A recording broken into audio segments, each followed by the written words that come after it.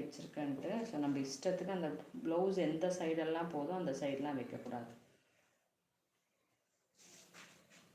இது வச்சு பார்த்த பிறகு நம்மளது இப்போ எவ்வளோ வந்திருக்குன்னா இவங்களுக்கு 6. ஸோ 12 வருது. ஆக்சுவலி 12 வர மாதிரி ஷோல்டர் வச்சா கரெக்டு. உங்களோட ஷோல்டர் ரெடி வந்து 12. ஸோ 6னாக்கா ரெடியே அப்படியே வந்து வச்சிடக்கூடாது. திருப்பி ஸ்டிச்சிங் அலவன்சஸ் விடும்போது அது வந்து 13 மாறும். ஸோ அதனால் வந்து இது 12ன்னு வந்து நீங்கள் கன்சிடர் பண்ணக்கூடாது.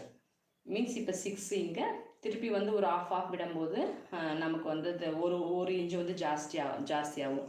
அதே மாதிரி இந்த இடத்துலையும் வந்து நம்ம நிறைய விட்டு வந்து கட் பண்ணக்கூடாது. பாருங்கள், ஒரு 1/4 இன்ச்சு தான் விடணும்.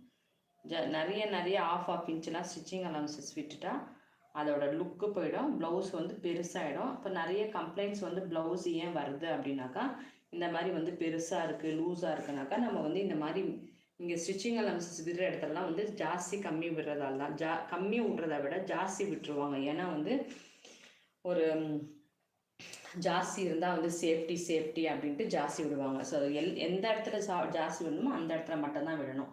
நம்ம வந்து ஸ்டிச்சிங் அலவன்சஸ் இந்த சைடு நம்ம ஜாஸ்தி விடுறோம்னாக்கா அது ஒரு மீனிங்ஃபுல்லாக இருக்கும்.